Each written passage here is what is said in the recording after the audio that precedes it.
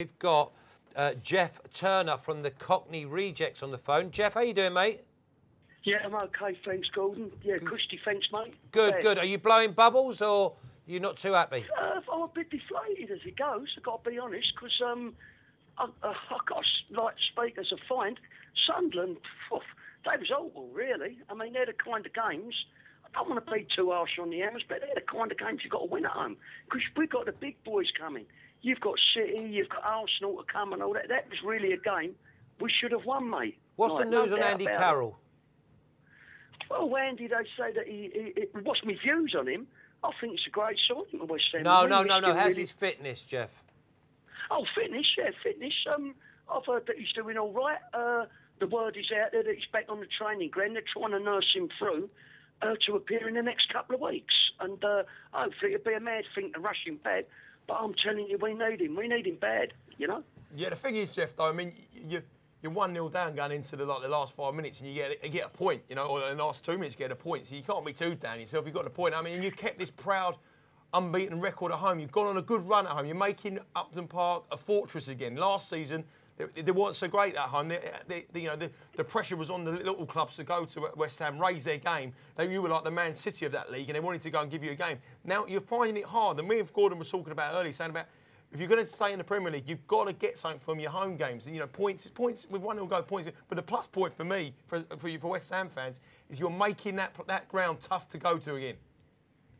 Yes, Nigel. I mean, I can agree with that. I mean, at the end of the day, I was very pleased, like, you know, for Nolan to get that equaliser when he did. There's no doubt about it. Yeah, and I can see your point. I can't be too critical about the Hammers. You're right. They're making it a tough place to go to. I know, but I do stress, like, you know, caution, because, you know, no disrespect to the teams that we face. We have had a friendly start.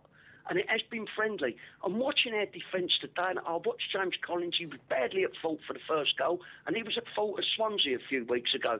Now, that's good. And I know Stephen Fletcher's an informed striker, but when you get in your likes of Van Persie and you get to Vest there and people like that, you've got to raise your game. You've got to be up to that level. And yeah, I know it was great to get a point, but somehow you always want more. When you know it doesn't matter if you're a sportsman yourself and you're playing. When you know that the opportunity was there that you should have won, you're always going to be that little bit gutted. I won't use the old cliche disappointed, but a little bit gutted. And I understand where you're coming from. I was pleased for a point we didn't get beat, and that's it. And yes, we are playing well. There's no doubt about it. A lot better than what I could have envisaged at the start of the season. And well, Jeff, that's where I was going to go with you. I was going to say, realistically, whereabouts do you think you'll finish at the end of this season? Realistically, now, I know a lot of people are saying, yeah, and, you know, the tub thumping and that, and saying, yeah, it's a good start. But it's always caution, because I know that we've got the big boys to come, and that's going to be tough. I would say, realistically, first of all, I thought relegation fight. That may yet still happen. You never know. A couple of injuries. If something happens to Carroll, God forbid, and he's out for a long stretch, no disrespect, but Colton Cole and the other fella, mate, I don't think they've got what it takes to do the business in the Premier League. I really don't. I say that with an heavy heart, because any West Ham player on that pitch wants to do well. I really do. But I would say, you know, if we could finish, you know, halfway, I would kind of be pleased with that, because it's stabilising that first season. But we've been there before, and so many clubs happens. It's second season syndrome that you've got to watch. It's stabilised now.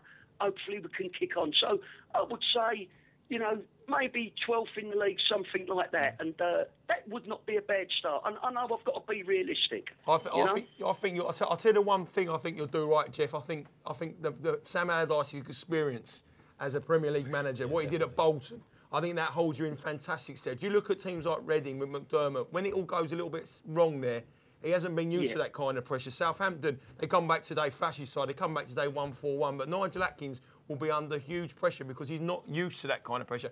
What you've got there is you've got a manager who's taken a team very similar in Bolton, expected to go down and built them into a top 6 team the next year. I think that's why you'll be so far in that position. You're saying, I think you're no problem with relegation whatsoever. Yeah, well, I appreciate that, and I do say I will agree with you. Sometimes I've been a critic, right, and sometimes with Brian of Allardyce. But he's a character and he's a tough man and he's a good manager. You're right, to have in that position. He really, really is. And as you say, some of the tech, like Reading, you know, that you're talking about Adkins and you're talking about McDermott on Reading and all that. You're right. Allardyce, I think, will turn them round by the scruff of the neck. I really, really do. And he is a good man. He's a perfect man for us, really, to have in charge at the moment. And I'm being honest with you, there's no better time. I said this to a lot of people when we come up, really to be playing in the Premier League. I don't care who you are, because when you look at it, just apart from your top 6 teams, your cities and all that, there's nobody. I know a few teams are doing well, like West Brom, Fulham, and you've got Reading, Southampton, Villa, these teams. You wouldn't really fear any of them. You would go into any one of those games thinking, we've got a chance here, like whether it be Norwich, QPR, Sunderland. I think it's the best time, if you're a club back in this league, to be there and play there. Because I think there's 10 to 12 teams who you can hold your own with, or you can expect to beat. Like, that's the way I see it.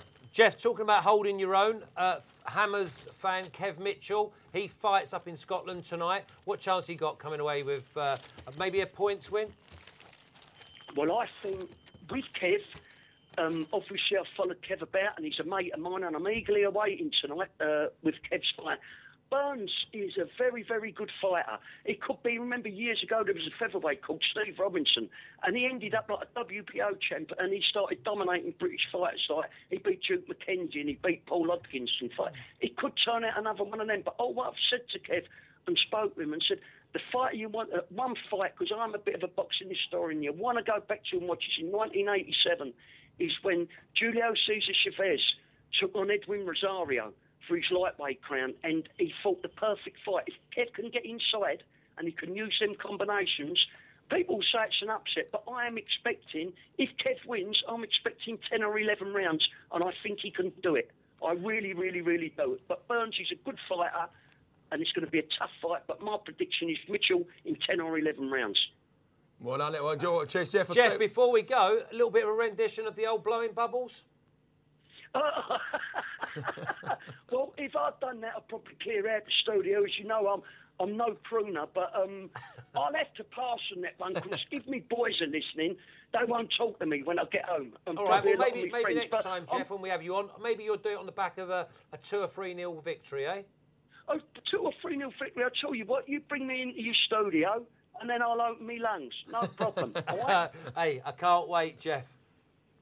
You take care, mate, right, and good luck to Kev tonight. Thank you very much for your time, and crack away with the show, lads. Yeah, good stuff. Good luck to the season. Good luck with the season. Good luck, Jeff. Start following on from that next Monday when you play my team, QPR, at our place.